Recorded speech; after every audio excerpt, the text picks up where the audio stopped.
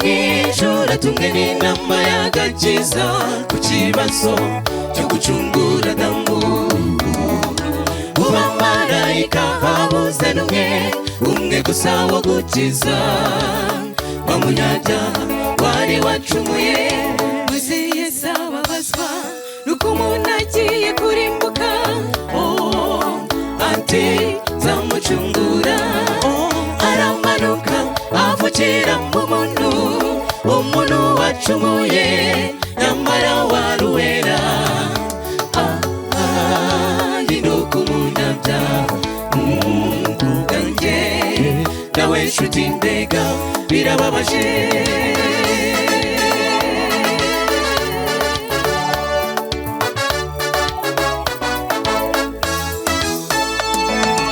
Inzira y'umusaraba itangira ubwo akiri uruhinja, arageragezwa akura umwanzi amwibasira, ariko akomeza gukura ashimwa n'Imana n'abantu. Maze igihe kiragera Yesu aragambanirwa, ubwo inzira yo gukiza umuntu yaririmbanije. Igihe gikwiriye gisohoye, Yesu aramanikwa ku musaraba. Maze ku isaha ya saa cyenda igeze, aratanga aruhukira mu gituro. Satani arishima azi ko birangiye, azi ko aturujwe kumworera urupfu rw'iteka. Hanyuma kuwa mbere w'iminsi irindwi Yesu azukana ubutware, ntiyaheze mu gituro yazukanye kunesha turarokoka. Yarazutse turirimba intsinzi, urupfu ntacyo rukidutwaye, oya n'ibitotsi. Mbega ngo Satani aramwara abonye igitare kibirindutse, isazamukanye imfunguzo z'ikuzimu. Intego y'ijuru yagezweho twishime, nitwe twacunguwe n'amaraso ya Yesu.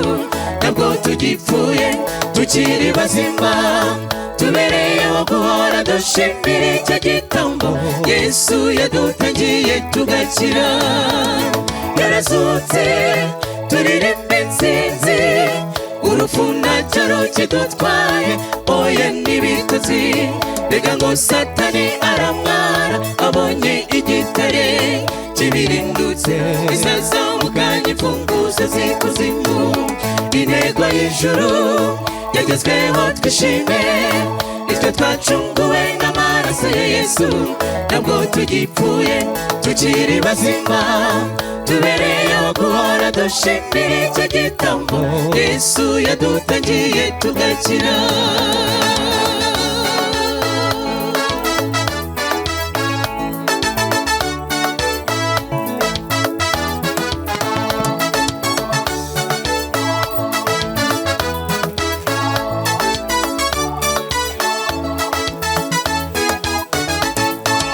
Umwanzi ntabwo yanyuzwe, yakomeje gukuza ikinyoma, akwirakwiza ibihuha ko Yesu yibwe n'abigishwa be. Ariko Yesu yari yasohotse mu gituro ari muzima, yiyereka abigishwa be ati nahawe ubutware. Maze barikanga bagira ngo n'umuzimu babonye. Maze mu kanya gato Yesu arazamurwa, bagiye kudutegurira heza tuzaba. Bityo uwizera Yesu naho yapfa azazuka, nta bwoba bwo gutinya urupfu. Yarapfuye turakizwa, yarazutse tuzazurwa. Ibyo ni byo byiringiro by'abizera Yesu by'ukuri.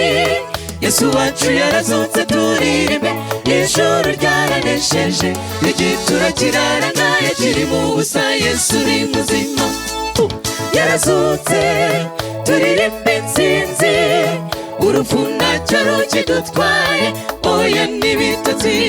Mbega ngo Satani aramwara abonye igitare kibirindutse, isazamukanye imfunguzo z'ikuzimu.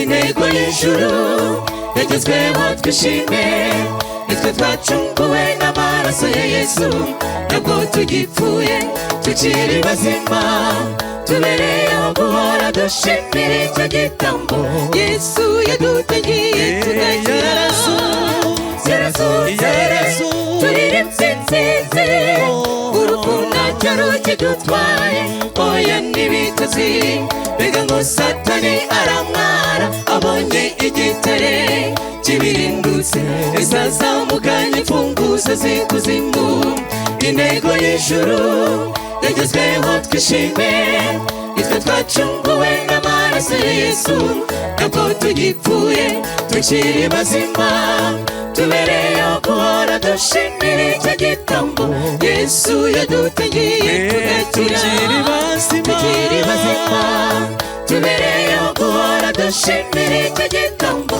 Yesu yadutegeye tugakira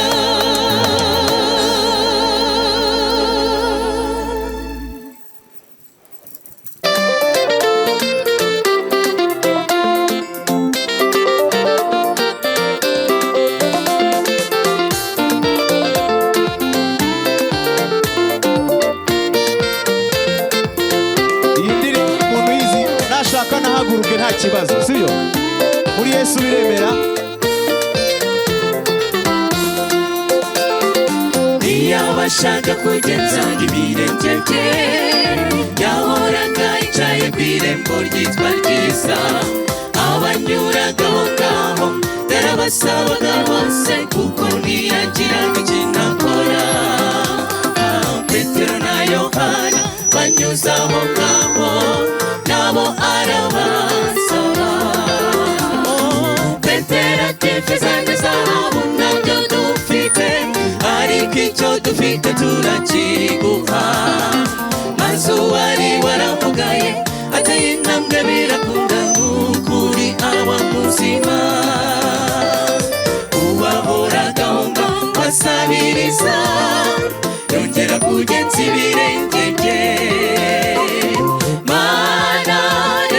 tugushime ufite imbaraga zitangaje ibyo tubona kuri twe bidashoboka kuri wowe biremera Mana reka tugushime ufite imbaraga zitangaje ibyo tubona kuri twe bidashoboka kuri wowe biremera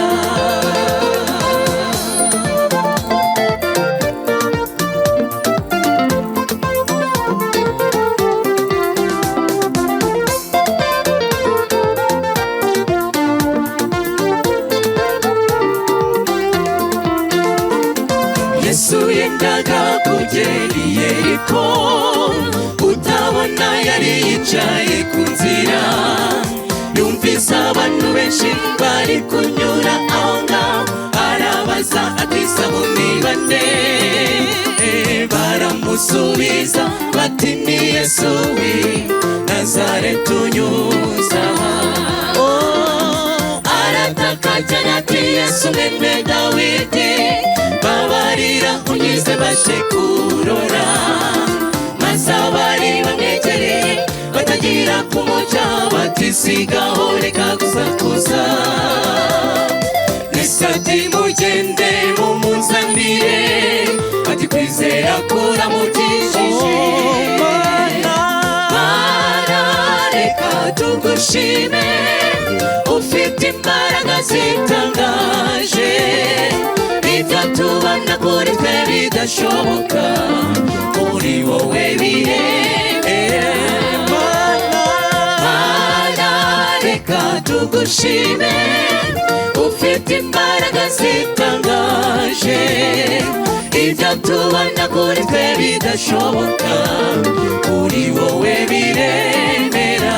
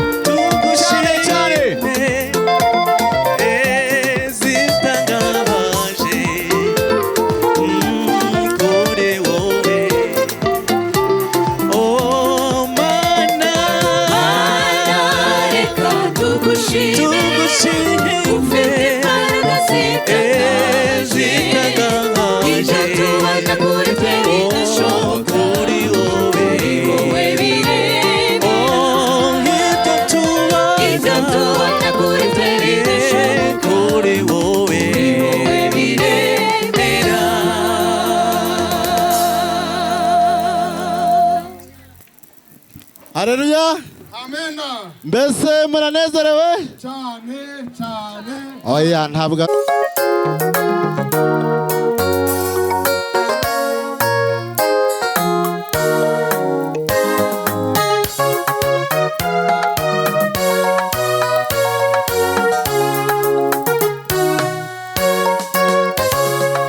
Namani umugaba wa Siriya yarwaye ibibembe biramurembya, yirutse mu bavuzi aboreje n'abakomeye abura uwamukiza,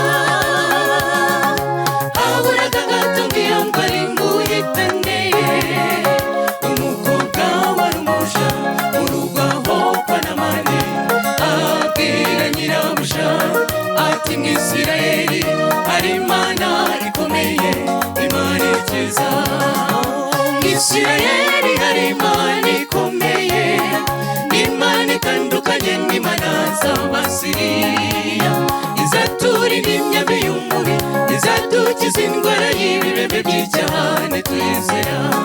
Iyakijije Namani n'ubu iracyariho, ikorana n'abafite imitima imenetse, iyambura umwambaro w'ubwibone, Yesu ature muri wowe, gukizwa kwacu ni ihame, nituguma muri Yesu.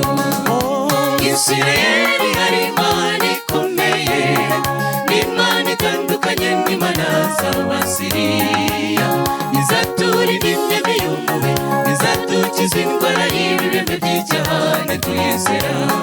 Iyakijije Namani n'ubu iracyariho, ikorana n'abafite imitima imenetse, iyambura umwambaro w'ubwibone, Yesu ature muri wowe, gukizwa kwacu ni ihame, nituguma muri Yesu.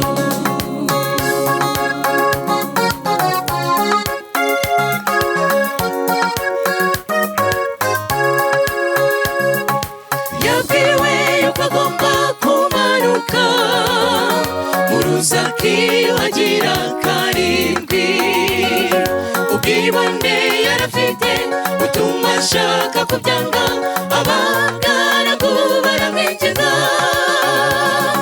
kubera uburibwe yarafite aramanuka, inshuro ya mbere mu mazi, iya kabiri bigenda uko, iya kane iya karindwi yazamutse yerade, ubwibone buratsindwa, Yesu aratsinda.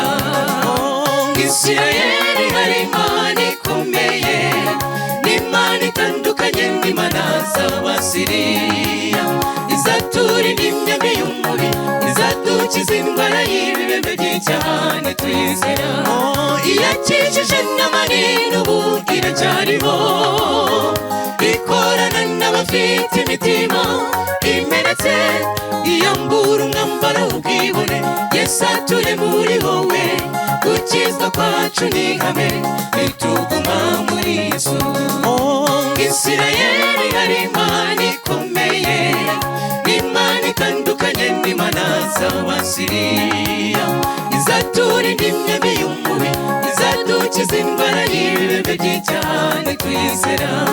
Iyakijije Namani n'ubu iracyariho, ikorana n'abafite imitima imenetse, iyambura umwambaro w'ubwibone, Yesu ature muri wowe, gukizwa kwacu ni ihame, nituguma muri Yesu.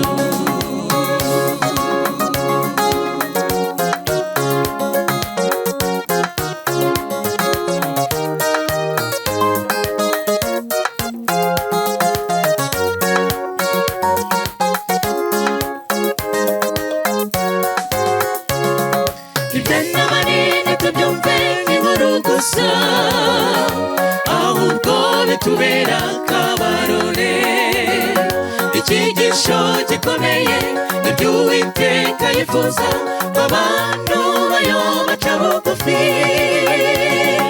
ikabakura mu mutima ukomeye nk'ibuye, tumwemerere atugenge, adutsindire inarijye, tuzi no kwicaha, aduhindura berabe, ndabihamya tuzatsinda nitutagwisari kuko tugoswe n'igicu cy'abahamya benshi utekereza iki buri wese aramutse akinguriye Yesu umutima akamwemeza iby'icyaha n'iby'amateka twashyirwa ku rutare rw'abazinjirana nawe bazerekanwa imbere y'Imana abanesheje uyu munsi ni wowe oya witegereze ejo amarembo niyugururwa ntuzabure sinzabure ko tugoswe n'igicu cy'abahamya benshi utekereza iki buri wese aramutse akinguriye Yesu umutima akamwemeza iby'icyaha n'iby'amateka twashyirwa ku rutare rw'abazinjirana nawe bazerekanwa imbere y'Imana abanesheje uyu munsi ni wowe oya witegereze ejo amarembo niyugururwa ntuzabure sinzabure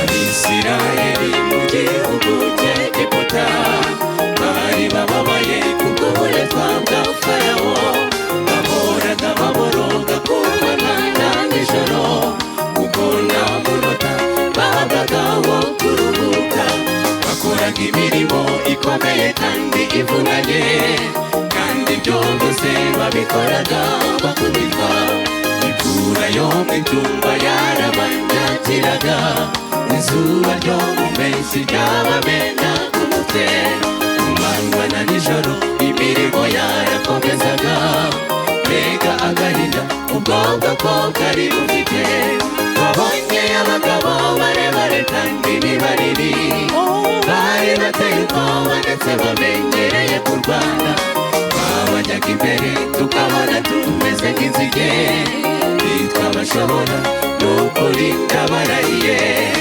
iyi nzira iragoye ntitwabasha kuyinyura dushakira ahandi bishoboka Yosuwa na Kalebu maze barahaguruka batabo bagabo nubwo bari banini ntabwo baruta iyadukuye mu Egiputa iyatwambukije inyanja n'ubu ngubu iracyariho nimuhumure tuzabarya imitsima nimba niba tukabije nonaha izuba riva bazavunagurika nta n'umwe ubakozeho babonye abagabo barebare kandi ni banini bari bateye ubwoba ndetse bamenyereye kurwana twabajyaga imbere tukabona tumeze nk'inzige ntitwabashobora n'ukuri ndabarahiye iyi nzira iragoye ntitwabasha kuyinyura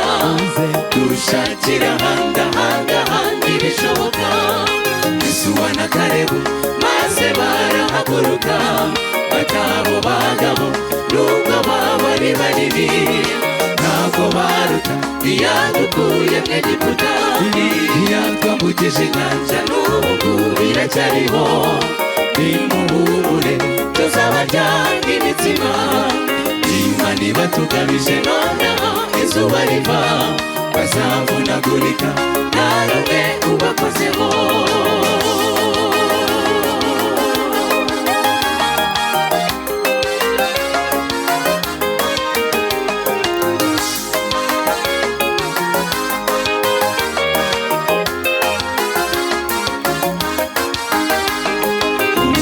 Imana yumvise gutaka kwabo ibakiza uburetwa bari bamaze n'imyaka myinshi yabakuje mu Egiputa imbaraga ikomeye inyanja n'imisozi byabahaga inzira bakagenda Abahevi n'Abaheti bababona bagasha ubwoba kuko bari bayobowe n'Umwami usumba byose bageze hafi y'igihugu basezeranijwe batuma batasi ngo bagende bajye kureba babiri muri bo bazanye inkuru ishimishije naho icumi bo bazanye ica mu bwonko twabonye abagabo bareba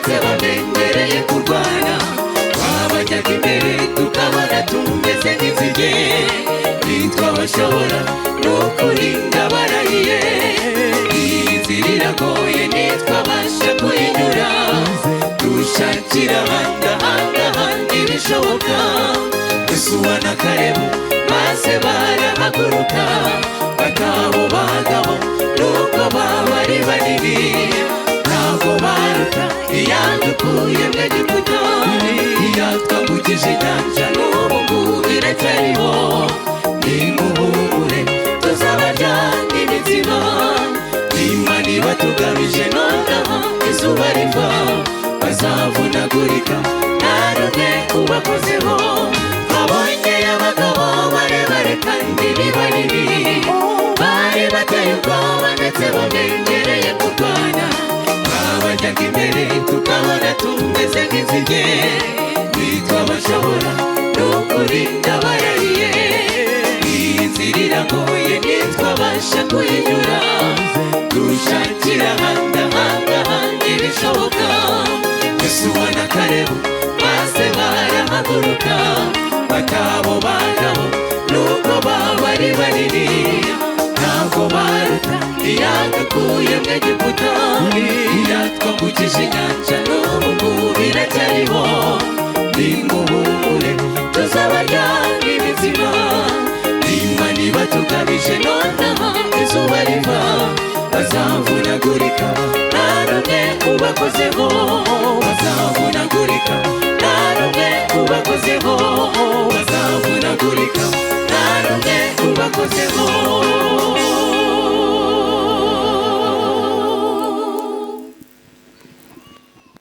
Rero muri aka kanya twakire Musoni Flavien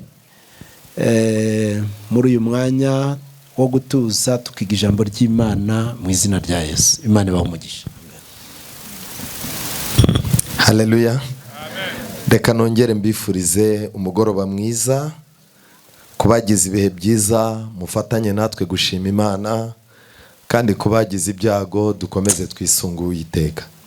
Imana rero ibahe umugisha, ndabashimira uburyo mwemeye kwitanga.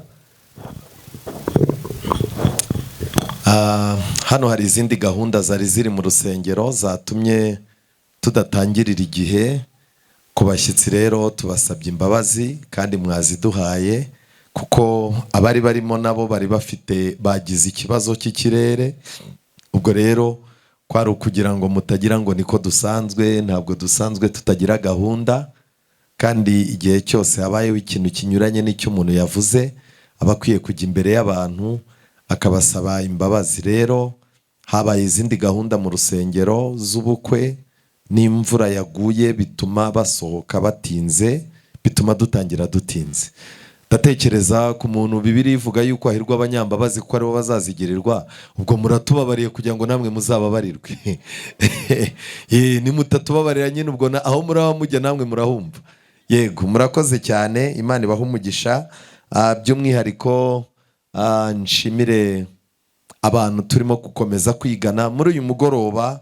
Duhaye ikaze abo turimo kwigana bari online, bari kuri YouTube channel. Imana ibahe umugisha namwe, kandi dushimire abashyitsi bacu badusuye bitewe n'ibibazo twagize. Gahunda yo kubaha impano zanyu z'ibitabo uyu munsi ntago yakunze, izakunda ejo. Ejo rero ku muntu Imana izashoboza w'umushyitsi akagera hano saa 11 azahadusanga, tuzaba twe turi hano mu rusengero. Yego, kimwe nuko dushobora no kwishakira ahandi atari mu rusengero tukaba turi muri nonguni ya hano. Abazazinduka bazaza bahadusange, ndetse n'abantu bafite gahunda yo kubatizwa ejo dufite ishuri, kuko uyu munsi murabyumva ko ritakunze. Imana rero ibahe umugisha mu izina rya Yesu. Mwanyemerera mukajya ejuru tugasenga. Witeka Mana nziza, izina ryawe rihabwe icyubahiro.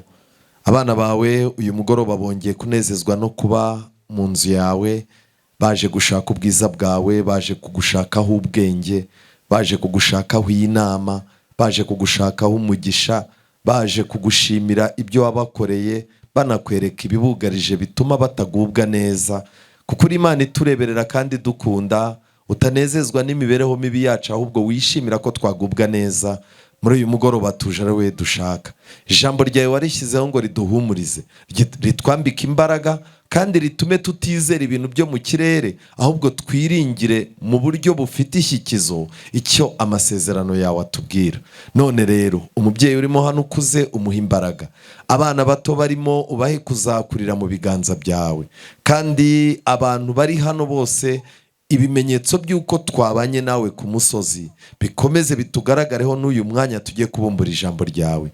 Kandi ingo zizengurutse hano zirimo kudutega amatwi, Mwuka wawe wera nk'uko agiye kudukora ku matwi ngo twumve ibyo Umwuka abwira itorero, aba ari nako Mwuka wawe wera bakora ku matwi ngo uyu mugoroba utababera uw'igihombo. Tubisabye twizeye mu izina rya Yesu, amen. Icyigisho dufite uyu mugoroba kiravuga ngo kwibeshya kuri mu nzira imwe nyamara uri mu yindi. Kwibeshya kuri mu nzira imwe nyamara uri hehe? Uri mu yindi.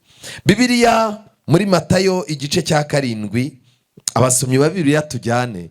Yesu imisengere, imibereho y'iby'umwuka, iyobokamana, Yesu yarigereranyije n'inzira. Kubera iki? Murabizi ko amadini yose agira inyito ivuga yuko ari bo nzira y'ukuri. Yesu rero arangije imisengere yayise inzira, arangije ariko agaragaza ko hariho inzira ebyiri. Kubera iki inzira ebyiri? Buriya igihe Kayini yicaga Abeli, hagati ya Kayini na Abeli ngo buri wese yari afite inzira ahagarariye. Kayini yari ahagarariye nk'uko tuzabireba muri iki cyumweru abantu bashaka gukizwa n'imirimo yabo, abantu badashaka kumvira iby'Imana yavuze byose, bashaka gucengezamo n'ibyabo bishakira, abantu bashaka gukurikira Imana ariko bakaba biteguye no guhangana n'umuntu babangamiye uwo ari we wese. Abo rero ni ba Kayini. Ibintu byo kumbwira ngo ijambo ry'Imana riravuga nawe yongeramo ibye. Kayini kandi aratamba, ntabwo ashaka kubona agakiza biciye mu maraso y'i Karuvari, ahubwo ashobora kugira ibyo akora by'imbaraga ze agakiza akagira gute?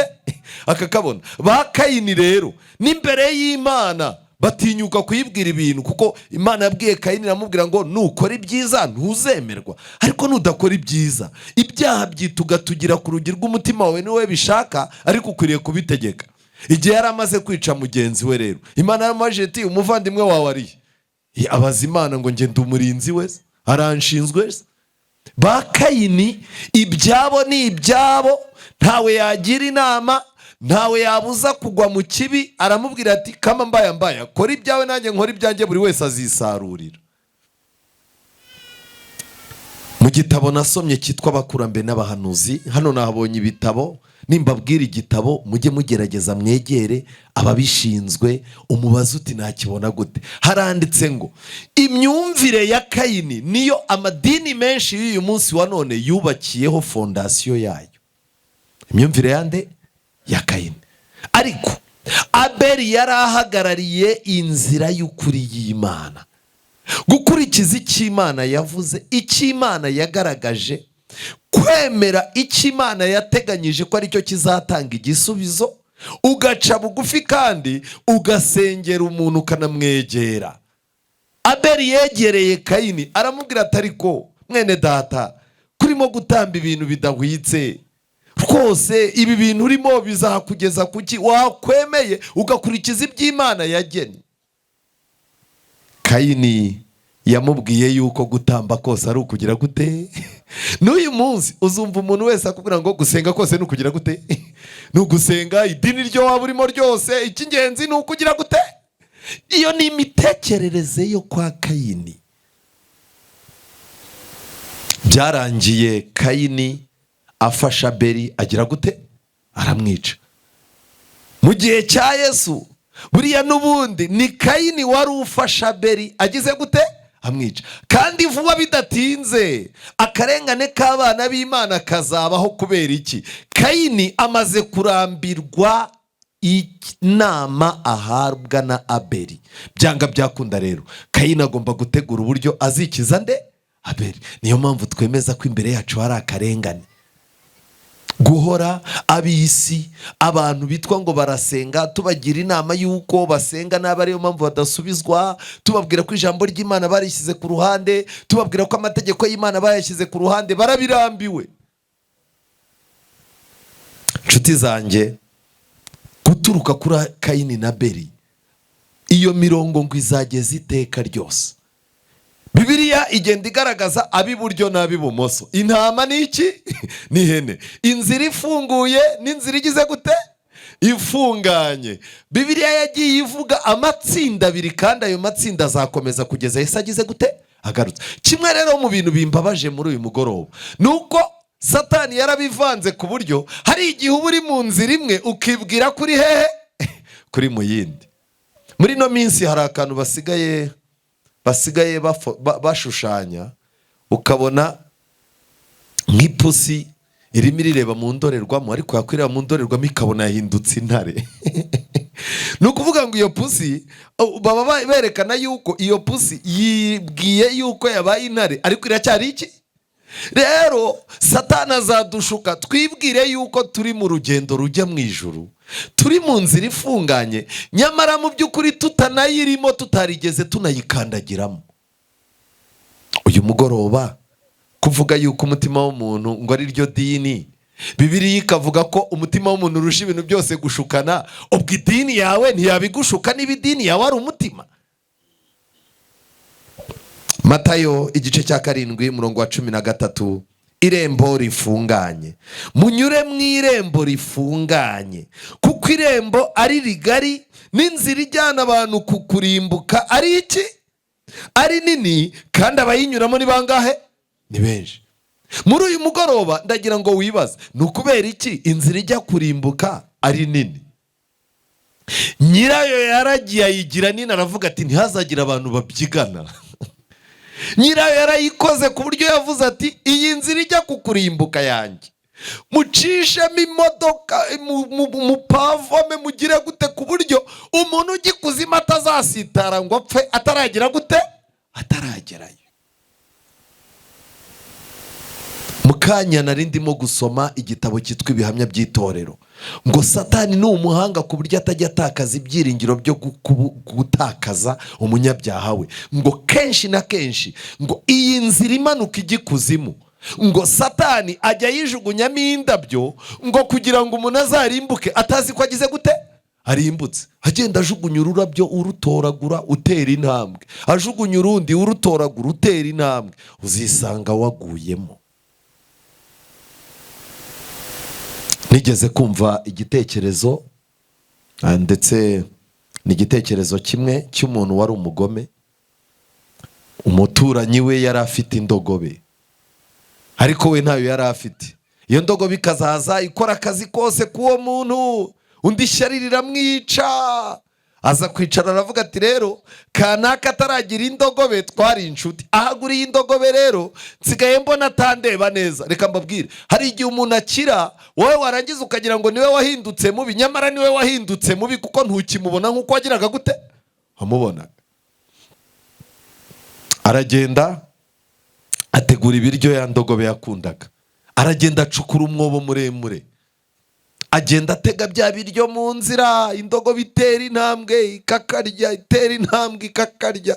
Urumva mu bitekerezo byaravugaga iti uyu munsi ni munsi mwiza rwose, buri uyu munsi Satani ari bukwice, ubona ari wo munsi mwiza kuruta indi yose. Nyamara ku muntu w'Imana, umunsi uhuriyemo na Yesu niwo munsi uruta iyindi yose. Indogobe yarakomeje iragenda irya utuntu, bayikura kwa nyirayo, iragenda isanga wa mwobo, akanyuma yarakariye yibona iri mu mwobo. Umugabo araza n'igitiyo, areba indogobe, ngo arayibwira ngo wowe na shobuja munyirataho n'ibikabyo byanyu n'akavuyo kanyu, ubu ndagushyinguye. Fata itaka atangira kuyirenzaho iri mu mwobo hasi. Indogobe birayiyobera. Buriya Imana ifite ukuntu buri nyamaswa yose yayihaye uburyo bwo kwitabara bw'ubwenge. Indogobe ibona amaguru batangiye kuyataba, kibaza uko biri bugende biranga. Mu gitekerezo indogobe itangira kwiga uburyo yazazikura amaguru hasi ngo batayataba. Bohereza itaka irikandagiraho. Ubwo byarangiye gute? Yaba twari tuzi ubwenge. Ibi bintu murimo kubona, ubuzima bwiza, umuntu akizezwa kubona akazi gasaba yuko agambanira iby'agakiza, umuntu akagambanira ubunyangamugayo n'umuco, umuntu akiyambura ubunyangamugayo akiyambura ubukristo, ugasanga umugore barimo baramukuruza ifi. Ubu hari abagore bicaye ahangaha cyangwa barimo kunyumva bari mu ngo zabo, barimo gukuruzwa amafi. Urya ifi, mumwongerereho igitoki, bagikubita wegera imbere, urajya mu mwobo. Hano hari abakobwa bahari, umuntu arimo arohereza mituyu, ubu ukurikiye akohereza telefone ifunitse, ubwa gatatu akohereza impeta. Urimo uragenda urya gusa, ntabwo uza aho ujya. Ariko iyo umuntu w'Imana amenya ubwenge, ibyo Satani yifashisha ngo amutabe, ubyifashisha uva mu mwobo. Ndashaka kuvuga ngo iki? Iyi nzira ya Satani nta muntu uzasitara irimo, nta ugongana n'undi, muzanabirebe. Umuntu ushobora kumucaho musenga, nawe ukamubwira uti ngurira amata, akakubwira ati ntayo mfite. Ariko umunywa tabi yarebye undi ahita amubwira atakira. Nigeze kubona umuntu ageze ku kabari abwira undi ngo sakwe, undi ahita amuhereza icupa ngo soma. Noneho rero niyo baganira usanga no kuvuga ati ngewe agera mu kabari mwese babahe. Twe tugira urukundo ntitukabibisambo nk'abarokore. Wakwibaza, mu nzira ngari bafite urukundo bakundana. Mu nzira ngari bagomba kumanuka bumva ubuzima ari umunyenga berekeza ku kurimbuka. Nyiri inzira yarayitunganyije, ayishyiramo ibintu byose bigomba kurangaza abantu kugeza bisanze kuzimu. Ariko nyiri inzira ifunganye we ntago yigeze agenda ngo ayigire nini cyane.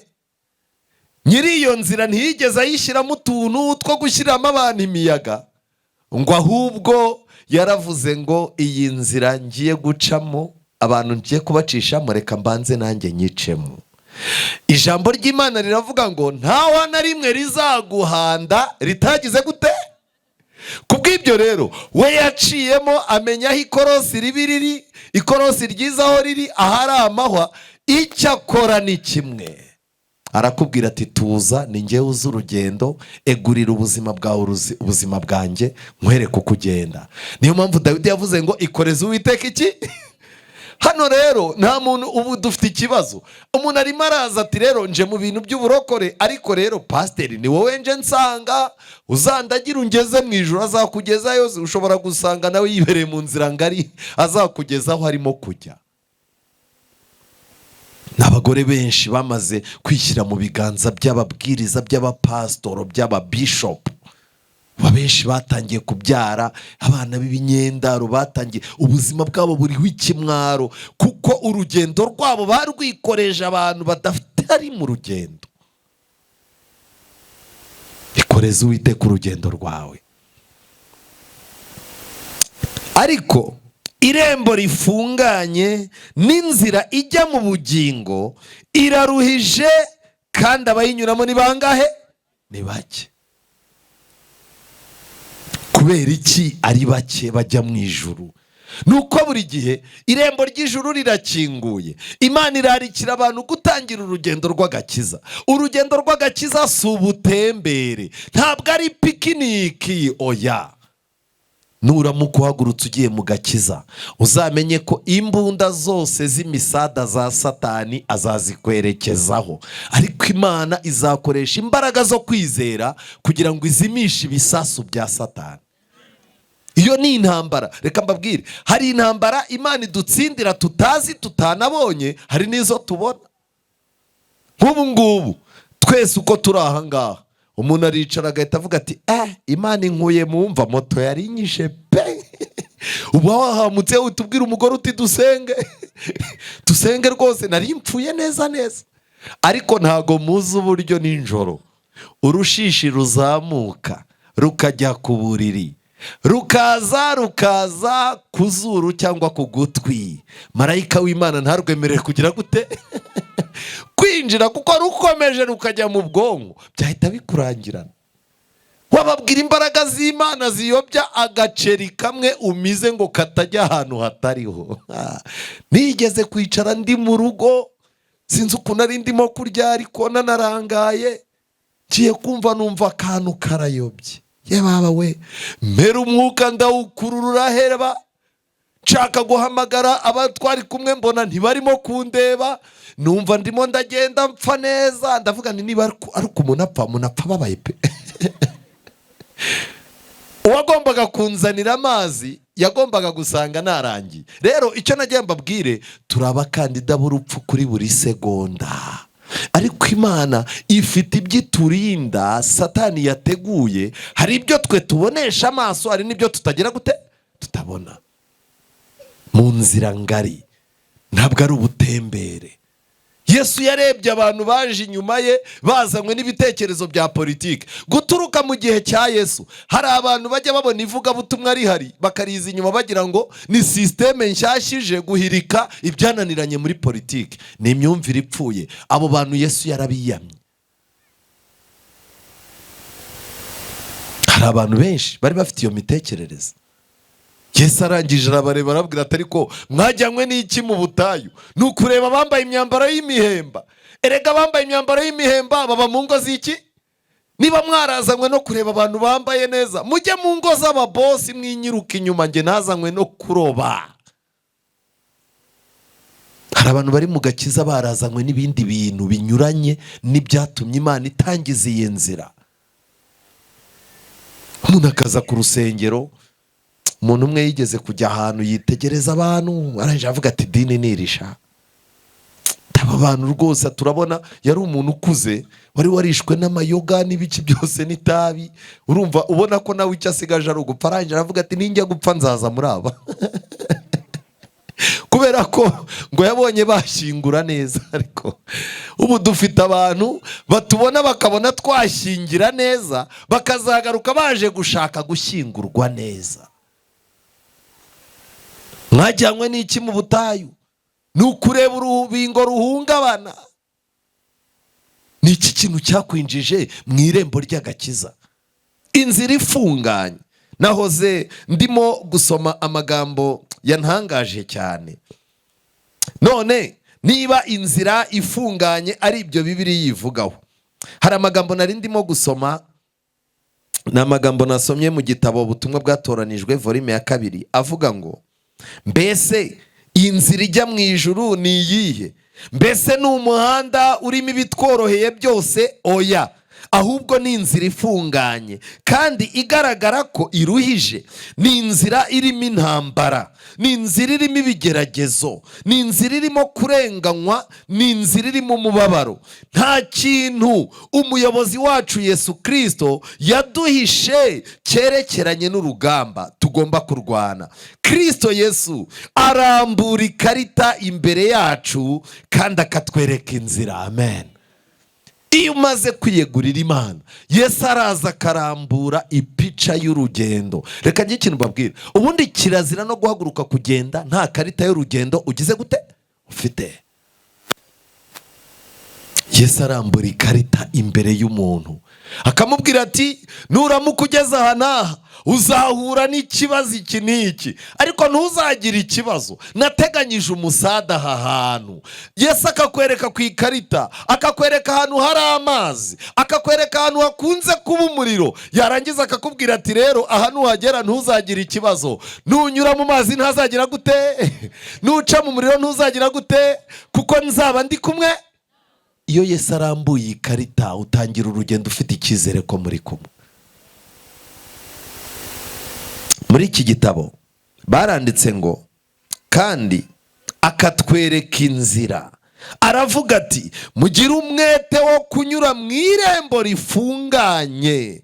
Ndababwira ukuri ko benshi bazashaka kurinyuramo ntibagire gute, ntibabibashe. Aya magambo ari muri Luka 13:24. kunyura mu irembo rifunganye bisaba umwete. Mu magambo make, kuba umukirisitu bisaba umwete, kuba umurokore bisaba umwete.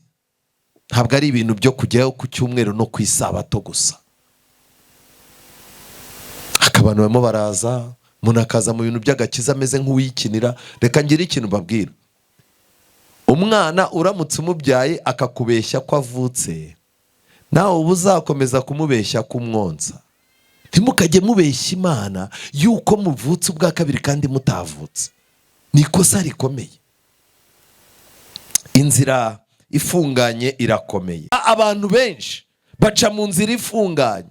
Niyo mpamvu uramutse ushinze idini ukaryandika ku cyapa ngo iri dini ryitwa inzira ifunganye, abayoboke baza. Kuba inzira ifunganye bivuze yuko yafunze amaherena umuntu yakundaga. Iyo nzira yafunze inzoga umuntu yajyaga anywa. Iyo nzira yafunze kwambara ubusa. Iyo nzira yafunze kugendana n'abantu bajagaraye. Iyo nzira yafunze ubuzima bwo kuyoborwa n'umubiri kuko ugiye kuyoborwa n'umwuka. Kubw'ibyo rero irimo iragenda ifunga ibintu wakundaga. Reka mbabwire, ntabwo kujya mu ijuru ari inzira ifunganye ku buryo Imana yagabanyije ngo abantu bayigeraho babe bake. Ahubwo iby'Imana isaba nibyo byiswe inzira igize gute? Ifunganye, kuko bifunga kamere. Umuntu arimo arishakira idini yajyamo, akaba indaya, akaba igisambo, kandi yaza no mu rusengero bakamushyira imbere. Ntigeze kumva umuntu umwe wo mu idini navuze harimo kuvuga ngo bamwimye agatuti. Banyimye agatuti kandi ntago bandusha amavuta, ntago bandusha amafaranga, ntibandusha no gukundwa. Ndaje mbereke. Barangije nabo baravuga bati rero aho ugira ngo ajyane abayoboke be mujye muhamushyira hicare. Uko abona umuntu yicaye imbere, ariko ukibaza yicaye imbere ya Yesu. Ubu bagushingiye intebe ku ruhimbi uba wicaye imbere ya Yesu. Reka mbabwire, iyi nzira irafunganye. Nubona umuntu arimo kukubeshya ukabona uko yagendaga, ibyo yari yikoreye n'ibyo yari ahetse byose aracyabifite, ariko akakubeshya ngo ari mu nzira igize gute? Azaba ari umutubuzi. Wasambanyaga abakobwa b'abandi, uri umuntu w'umupyesi w'umutubuzi, uri umuntu ugira inzangano z'amoko, uri wa muntu unena abantu, uri umwiyemezi, uragiye ugiye no mu idini urabikomeje, urabeshye ngo wahinduye inzira. Reka da. Hano hari ikintu gikomeye nagira ngo mbabwire. Muri Matayo igice cya 4 umurongo wa 19, Yesu yarebye abigishwa be arangije arababwira, tumva rero nimunkurikire nzabagira abarobyi b'iki? B'abantu. Yari abasanze baroba amafi. Ariko nimureba muri Yohana 21 umurongo wa 3, Yesu amaze gupfa, Petero yabwiye abigishwa ati ngewe nisubiriye kugira gute? Baramukurikiye ntibamukurikiye. Reka mbabwire, ubu abantu benshi bibera mu cyuzi cya Satani. Niyo mpamvu ubutumwa bwiza iyo bubwirijwe nk'uko Satani ababara.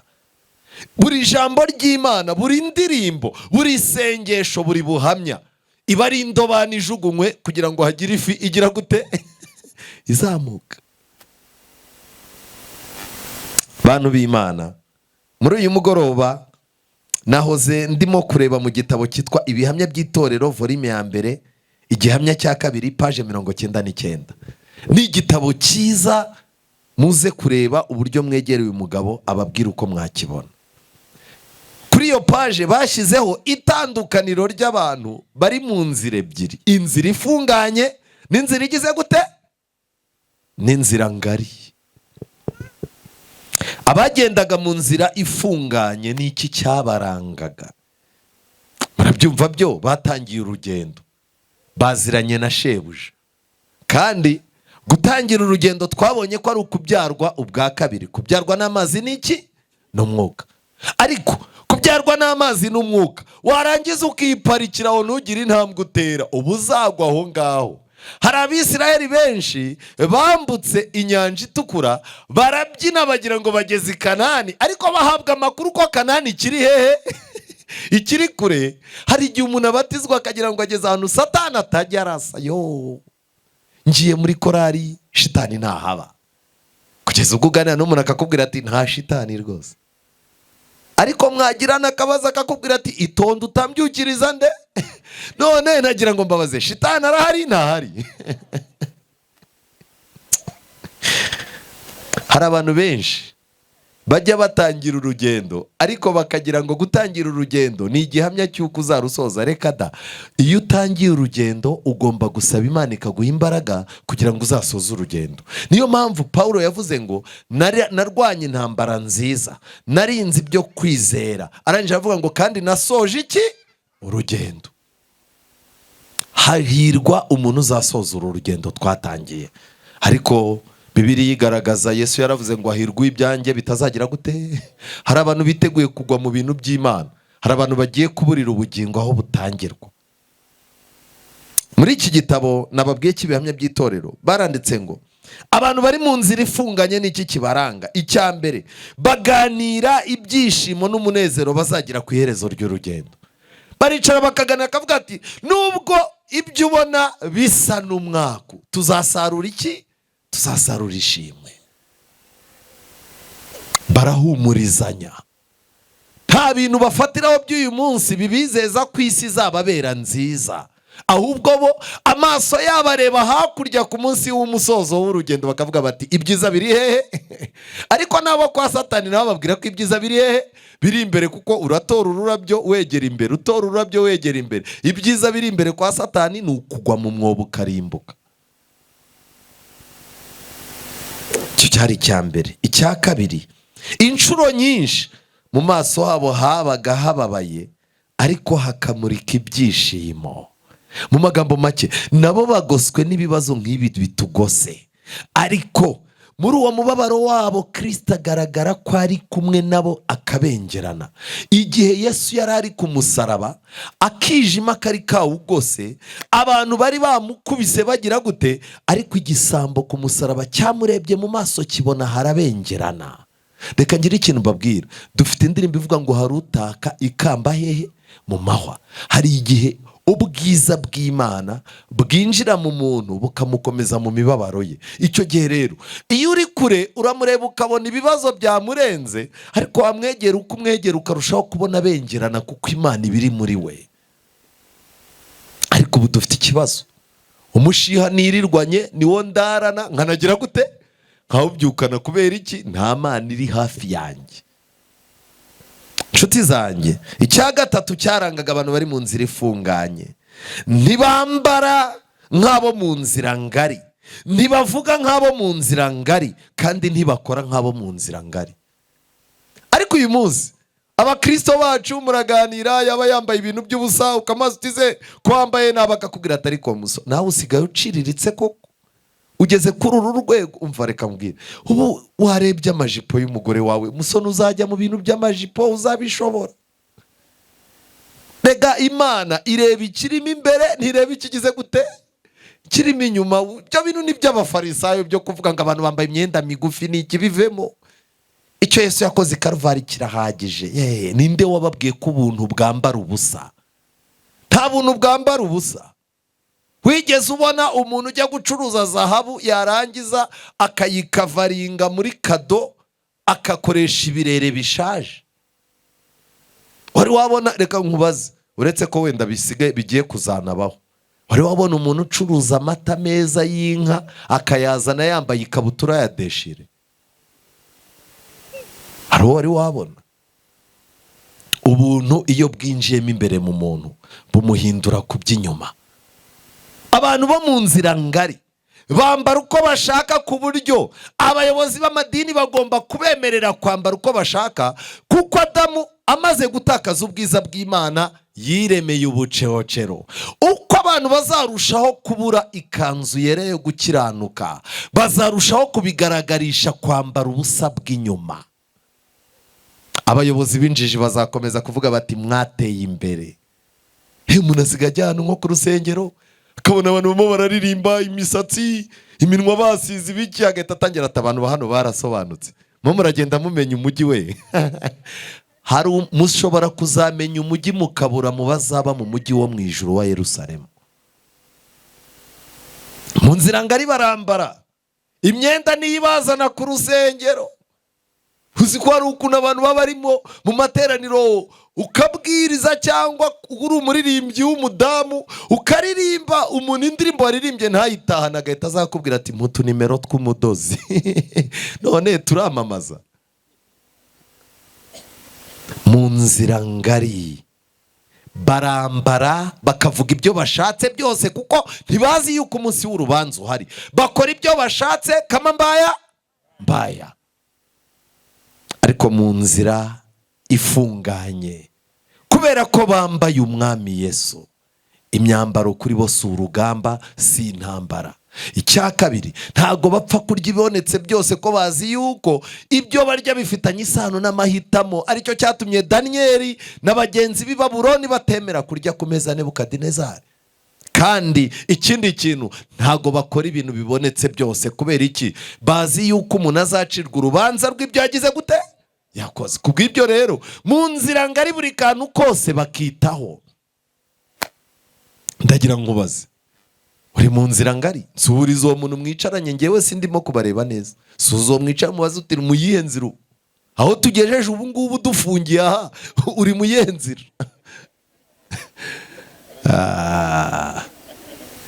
Mu nzira ngari, iyo Yesu abamurikiye babona aho bashinga ibirenge, kandi aho yashinze ibirenge nabo niho bashinga ibyabo. Amen. Mu nzira ngari, kubera ko nababwiye ko harimo amahwa, harimo ibintu byinshi cyane. Kubw'ibyo rero ibanga ryo gushobora inzira ifunganye nuko aho Yesu yagiye aca ibirenge byarishushanyije.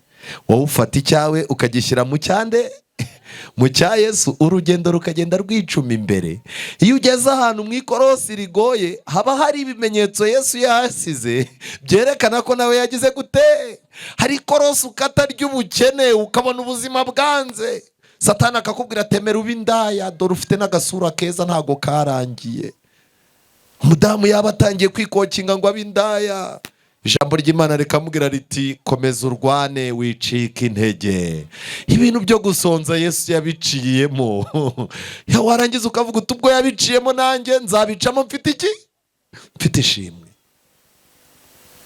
Urimo urakatira ihe korosi? Nta korosi uzakata. Bibiliya iravuga ngo Yesu yageragejwe nkatwe, uretse ko atigeze akora iki? Icyaha. Nta kintu na kimwe uzabona urimo gucamo Yesu ataciyemo. Ibanga ni rimwe rero. Ubusore bwanzengereje muri no Kigali, kubana n'umuntu utabanje ngo musambane ntago bigikunda. Ubuse tuzabigenza gute ko nuwo ku rusengera kwa kavanse? Ubusore urimo gucamo Yesu yagize gute? Yabuciyemo. Nshuti zanjye, reka twerekere ku bari mu nzira ngari. Niki kibaranga abari mu nzira ngari? Ababona abanyabibazo cyane. Icyambere, bahugiye ku kwiyitaho. Cyo cyambere kibaranga. Iyo barebye ubona badahari, buri kintu cyose baba birwanaho, bameze nk'abana batagira se kandi batagira umuntu bitaho. Ariko Yesu yaravuze ngo ibyo mushaka byose mujye mubisaba mu izina ryanjye, kuko so arabakunda nk'uko ankunda. Amen. Nshuti zanjye, bihugiyeho. Satani azakomeza kubatera kwihugiraho mpaka binjiye mu isanduku. Hari abantu bapfa, umuntu akavuga ngo baruhutse, koko umuntu agahita avuga ati mva naruhuke. N'ubundi yararaga mu bagore babandi, umva ntiyabonaga umwanya wo kurya. Ubwo abandi baravuga ngo yaruhutse. Hanza tumva araruhutse pe, isanduku irabikemuye. Ubu ushaka kuzaruhuka uruhuke mu isanduku. Yesu ati abarushye n'abaremere muze musange ndagira gute. Kandi Imana twaraye tubonye ko yaduhaye umunsi mwiza w'isabato ngo tubere ikiruhuko. Niba rero Kristo atakubereye uburuhukiro, isabato ntikubere ikiruhuko, ubu Kristo ntibukubere ibihe byiza byo kuruhuka, uzaruhutswa n'isanduku. Nshuti zanjye, abari mu nzira ngari bitaye ku myambaro n'ibinezeza nta rutangira. Ikintu cyitwa feri cyaracitse. Icyo bagiyemo cyose bafatiraho. niba ari umugome arafatiraho, kuba indaya arafatiraho, kuba igisamba arafatiraho. Kandi abantu bari mu nzira ngari Satani ababeshya ko bazajya hehe? Mu ijuru. Natangajwe nuko buri dini ryose rigira amagambo avuga ngo komeza inzira yawe.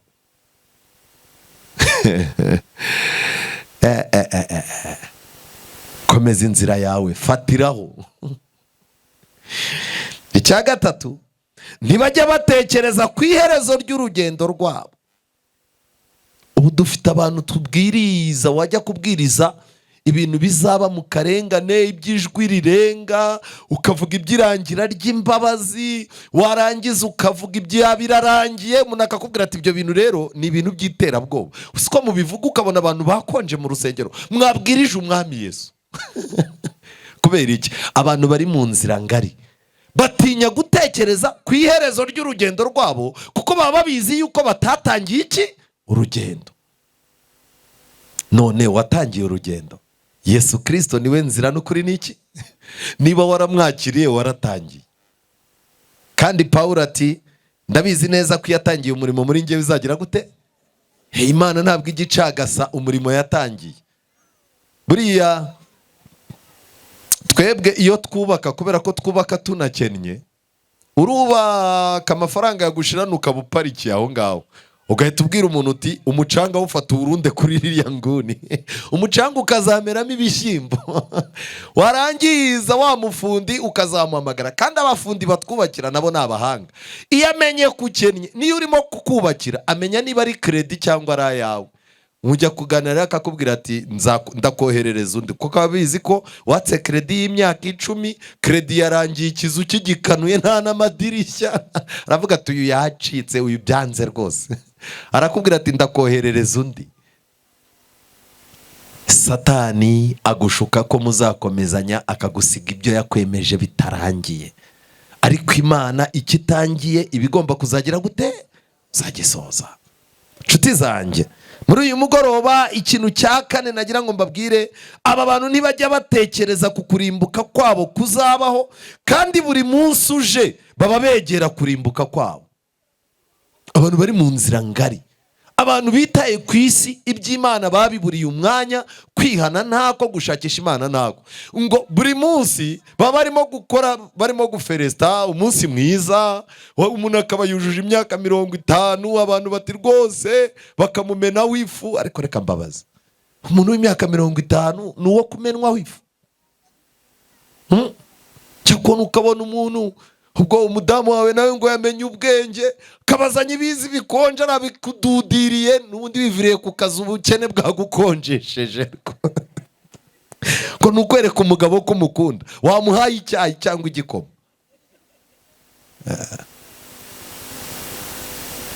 Murasiga abana amarange mu maso y'ibintu by'amahembe, umuntu w'umukirisitu. Urambika umwana amahembe, warangiza ngo umwana ngo wamutembereje. Urimo uraterekera umwana, urimo uramuhereza imyuka mibi mu buryo utazi. Wabuze icyo wakorera umwana. Wamujyanye ku Kivu, urangije umushyira mu bwato, umwana aratembera, uramwicara uramuganiriza, baramutekera ararya, umugurira igare cyangwa kandi kantu ubona atishimye ku buryo umwambika amahembe. Kimwe mu bintu biranga umuntu winjije ni uko ibintu byose bije ntabwo ajya abasha kubanza kubigenzura.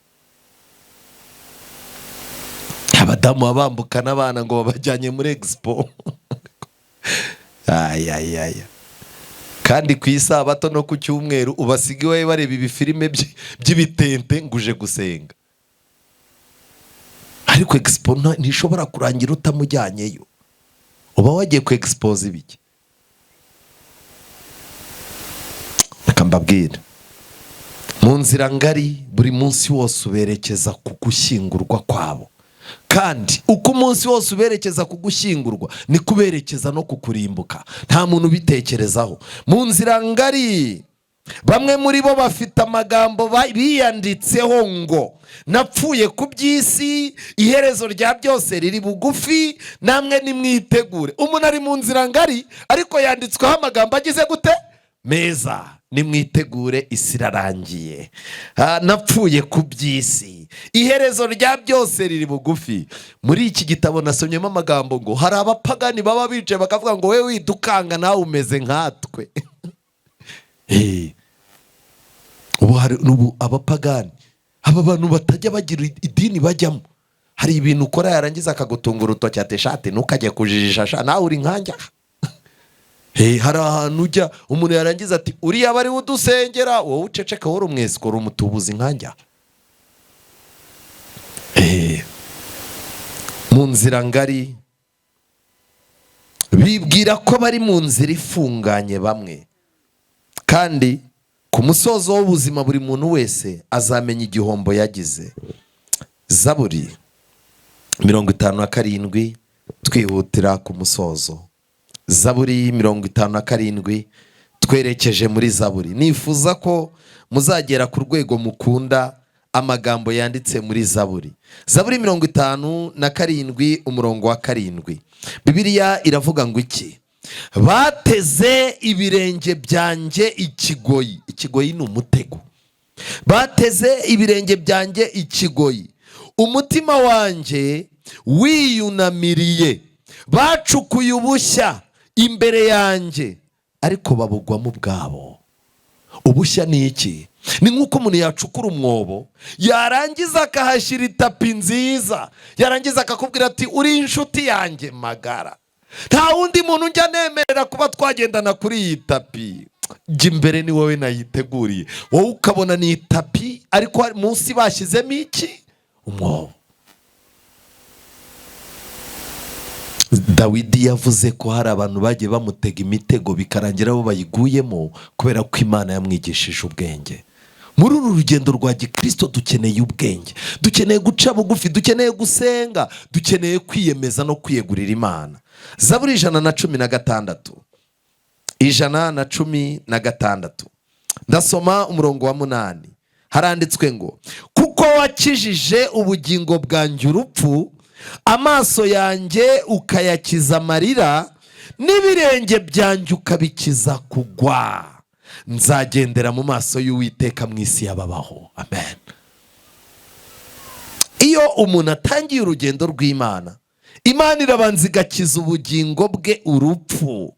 Icya kabiri, Imana igakiza amaso yawe amarira, ikagukura mu buzima bw'agahinda. Iyo ibyo birangiye, ikintu Imana ikora, irinda ibirenge byawe ikabikiza kugwa. Ntuzagira umuntu wirariraho ngo uri umukristo ngo umazemo imyaka 20 se niwe witwaraga ko ari Imana yaguhetse. Ubusaba twabatizanyijwe barahari. Tujye duca bugufi. Zaburi 119 umurongo w'101. 119 umurongo w'101 nayisomeye amagambo nakunze cyane, n'amagambo yanryoheye cyane. Umurongo w'101, njya ndinda ibirenge byanjye inzira mbi zose kugira ngo nitondere ijambo ryawe. Amen. Kugira ngo umuntu azarame muri uru rugendo biramusaba ijambo ry'Imana. Bibiliya yawe nuyifata izazi kubwiraho kwihuta, ikubwiraho kugenda gake. Bibiliya izazi kubwiraho witondera naho ukandagira. Bibiliya izazi kubwira uwo mugendana n'uwo mutagendana. Bibiliya izakwereka inzira y'ukuri, ureke ibi bintu amadini yirirwa abeshya abantu. None uyu mugoroba, niba ushaka guhindura icyerekezo cy'inzira, biremewe, kuko izi nzira zombi ziregeranye. Amahitamo aracyashoboka. Biremewe yuko wava mu nzira ngari ukaza mu nzira ifunganye kugira ngo umusozo wawe uzabe mwiza. Biremewe yuko wasaba Imana ikaguha umwete wo kugendera mu nzira. Kandi kimwe mu bintu bibabaje cyane nuko abantu bari mu nzira ngari bazagera ku munsi usoza amateka y'isi, Matayo 7 twatangiriyemo, babwira Imana bati twirukanaga abadayimoni mu izina ryawe, wariraga mu nzira z'iwacu, twakoze ibitangaza, twagize gute. Yesu azababwira ngo sinzi aho mugize gute muturutse. Kubera iki? hari abantu bazashaka kuva mu nzira ngari ngo bicomeke mu nzira ifunganye, kandi bibagirwe ko inzira ifunganye hari ibyo umuntu ahererwa ku itangiriro, hakaba n'ibyo umuntu azerekana hehe ku iherezo. Utangira kwizera wahawe iki? Ufite urwandiko rw'inzira? Warihannye? Wasabye Imana imbabazi? Urugendo rwawe warutangiye uhamanya n'ijambo ry'Imana, cyangwa nukuza gusa ukagwamo nk'uko abandi bagwamo? Hari terime numvise muri no minsi bise ngo nukugwamo. Ukumva umuntu abwiye undi ngo nkugushemo. Haka ibinyarwanda byo minsi imperuka rwose. Ngo nukugutamo. Hari abantu rero baza mu gakiza ntazi ngo binjiramo gute mu by'Imana. Umuntu utangiye kwizera atangira gute? Umuntu arimo araza agahita agwa mu mazi, ahita agwa muri korari tayari, kazaza umubona kuri David arimo kugira ngo Yesu ntacyo atankoreye. Ejo bundi nabonye ikibwirizwa umuntu arimo gushimira Imana ku ruhimbi, abwira abantu ati mumpere Imana amashyi mbabwira impamvu. Bayakoma batazi impamvu. Ndababwira ati Imana yampaye ikibuno ubu cyavuye kure. Umuntu w'umudamu urimo kwibeyura imbere y'iteraniro yerekana ko Imana yamuhaye iki ikibuno. Reka mbabwire, Bibiliya iravuga ngo Imana yaduhaye umwana wayo, kandi izamuduhana n'ibindi byose bifitanye isano n'iki n'agakiza. Muri uyu mugoroba nsoza nagira ngo mbabwire ngo mushaka ukuntu mwinjira mu nzira ifunganye. Ubu abakristo bashiriye mu bapfumu. Umuntu muraganira akakubwira ati nsengera ibigeragezo biveho.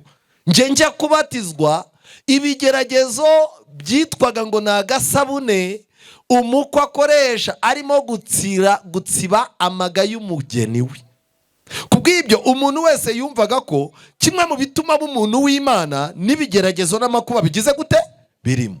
None ubu haje abesikoro, urahura n'akabazo kose kagusaba gukomeza kwizera ko ikigeragezo, bagataha kubwira ngo ni inyatsi, ni imikoshi, ni imyaku, ni abadayimoni. Ubu abantu barashaka kubaho nta kigeragezo nta makuba. None ubwo muri mu nzira ifunganye. Reka nkubwire rero, niba kureka inzoga, kureka ubusambanyi, kureka uburara, niba kuyoborwa n'ijambo ry'Imana bikunaniye, erura wigire mu nzira ngari. Mu nzira ngari ntawe ubangamira undi. Waba wambaye ubusa, umuntu arakubwira ati waberewe. Buriya mu nzira ngari rwose umuntu asanga wambaye ubusa akakubwira ati uyu munsi wabera. Noneho warangiza wari wambaye ijipo ukambara ikariso uti bimeze gute? Ati aho niho.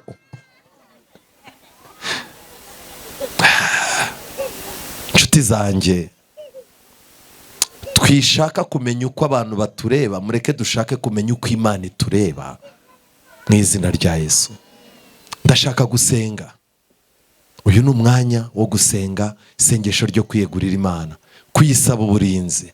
Ubizi ko atatangiye neza naza asaba Imana imbabazi, ayisabe kumuha gutangira bushyashya.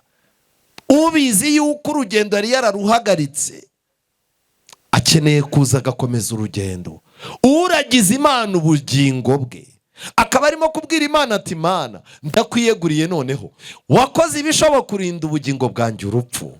Amaso yanjye wayarinze amarira kuko ibibazo nari ndimo hari ibyo wakemuye. Ibirenge byanjye hari ibyo nahuruye njyamo Mana urabindinda. Ubu mba narabipfiriyemo nk'umukobwa wawe, mba narabipfiriyemo nk'umuhungu wawe. Ubwo wakoze ibyo byose rero hari icyo wanshakagaho. Ndakwiyeguriye ngo ubuzima bwanjye bube muri wowe. Ufite uwo mushinga naze dusenge. Wowe ufite uwo mushinga ngwino dusenge. Nta mwanya dufite wo kuririmba. Umuntu ushaka kwiyegurira Imana, umuntu ushaka kubana nayo, kugirana nayo isano, umuntu ushaka kuva mu bupagani agatangira urugendo rw'agakiza, umuntu ushaka guhindura icyerekezo akava mu nzira mbi akaza mu nziza, uyu ni umwanya wawe. Tera intambwe. Tera intambwe niba uhari. Yego, ntabwo turi butere indirimbo, aya ni amahirwe turimo kwihuta. Umuntu wifuza kwiyegurira Imana, wifuza kwagurira ubuzima bwe akabwagurira mu biganza by'Imana, ngwino dusenge. Imana iguhe umugisha, uhisemo neza. Tera intambwe ze dusenge. Imana ibahe umugisha. Basabe muze kuri uruhande gutya. Yego, haramutse hari n'undi natera intambwe. mushiki wanjye Imana iguhe umugisha, mwene data Imana iguhe umugisha, nawe urimo guhaguruka Imana iguhe umugisha. Fata umwanzuro, uyu mugoroba ni umugoroba mwiza. Hari indirimbo nkunda y'166 igice cya nyuma kiravuga ngo nuko nkiri muzima mwami nguhungireho, nuko nkiri muzima mwami nguhungireho, no ku munsi w'imanza ningeri mbere yawe, ai rutare rw'Imana, uzandeke nkwisunge. Muhaguruke duse. Kwihana byazakunda hatabonetse umucyo ukangura umutima wawe, kandi nta munsi n'umwe agakiza uzakabona atari we wafashe iya mbere. Rero Imana iguhe umugisha, kandi Imana iguhe kugambirira kuba mu ruhande rwayo. Dusenge. Witeka Mana nziza, izina ryawe rihabwe icyubahiro.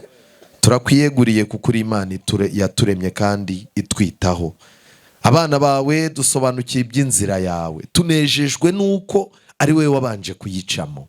Ntaho na rimwe ririmo kuduhanda ritigeze riguhanda, kandi ubwo usobanukiwe inzira, dusomye neza yuko umuntu ukwiyeguriye urambura ikarita imbere ye ukamwereka ahazamugora, ariko ukanamwereka ko uzaba uri kumwe nawe.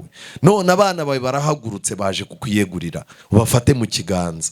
Natwe abo hagurukije kera, intege nkeya, ubuzima, ubukene, ibigeragezo n'amakuba, hari igihe Satani atwongorera yuko uko tujya imbere birimo kwanga, icyaba cyiza ari uko duhagarika urugendo.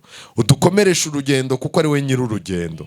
Warinze ubugingo bwacu, amarira wayarinze amaso yacu, kandi ibirenge byacu wabirinze kugwa. Ubwo ari wowe ukiduhagarikije rero, guhagarara kwacu kukubera umugisha. Kandi Mwami Uwiteka, natwe ubwacu tuguhindukire abana, utubere umubyeyi.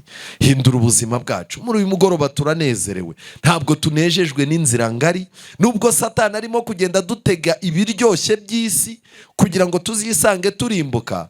Uduhe kugira ngo ibihe nk'ibi bibe bihe byo kukurambaho, kandi ubwo abana bawe bagiye gutaha ubaherekereshe umugisha wawe.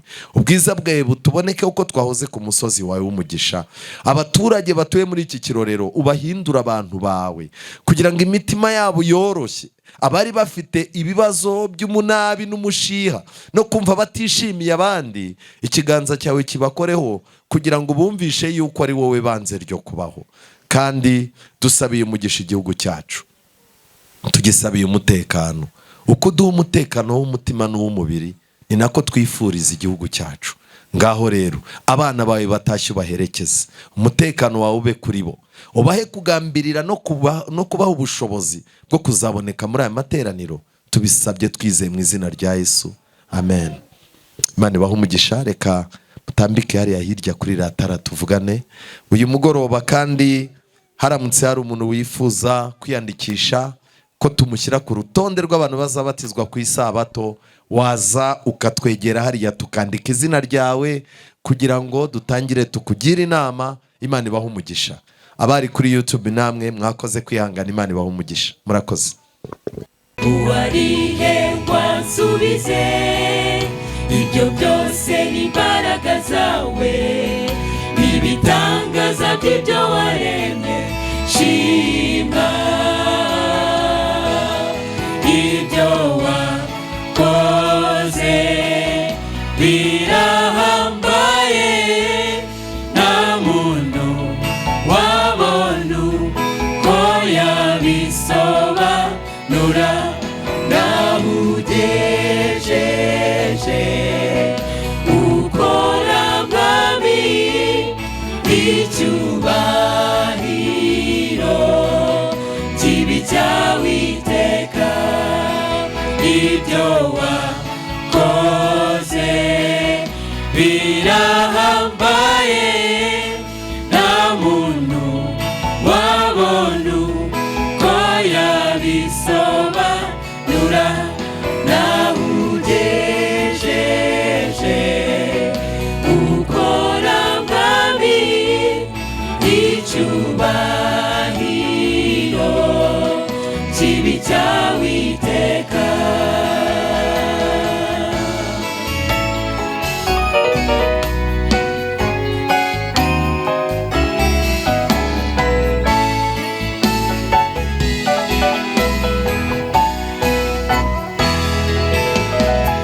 dusubije amaso inyuma tukareba imbabazi zawe, ese twabona tuguha iki kw'ibyo mw'isi byose ari byawe?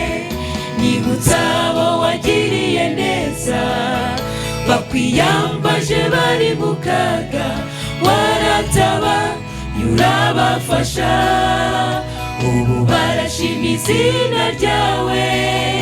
Ese ninde udafite icyo ashima? Reba nk'uyu mwuka duhumeka, ko nta hantu twawugurira, ko wawuduhereye ubuntu. Ibyo byose ni imbaraga zawe, n'ibitangaza by'ibyo waremye. Shima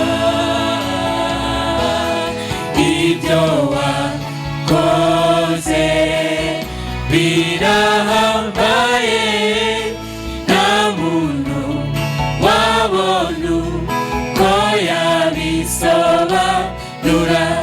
Naho ugejeje ukora mwami,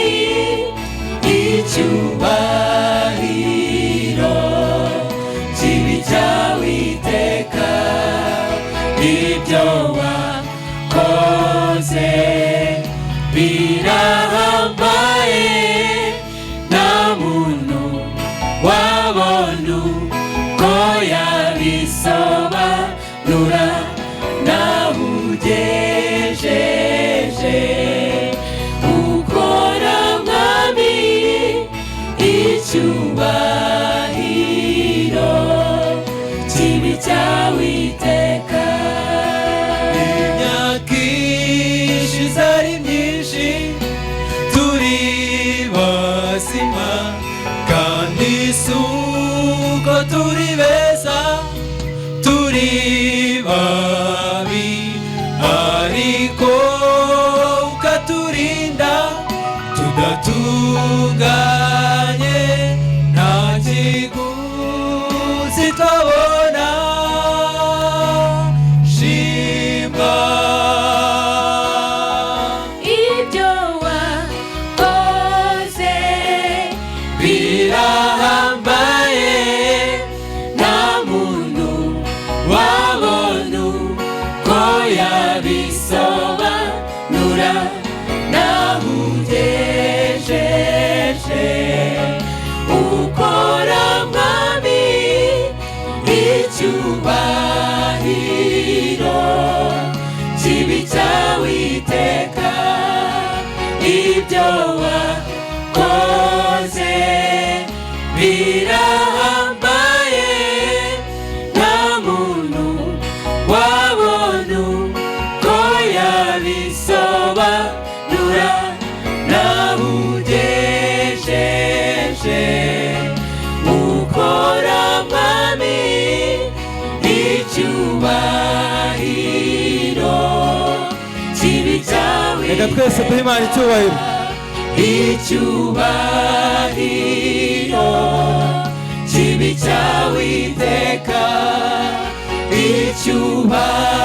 Icyubahiro kibi cyawe iteka.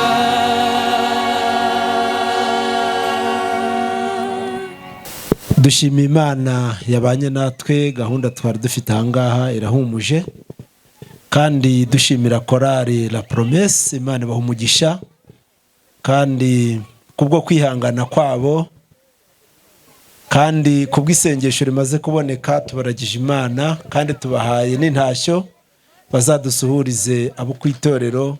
Imana ikomeze kubana nabo. Ibihe byiza buri muntu wese, Imana imushorere mugeze mu rugo amahoro. Dusaba urubyiruko kudufasha iyi nshingano yo kongera kugarura izi ntebe mu mwanya wazo. Imana ikomeze kubana namwe mu izina rya Yesu. Kwiringira TV, ubutumwa bwiza kuri benshi, gukizwa kwa benshi. Matayo 24 umurongo wa 14.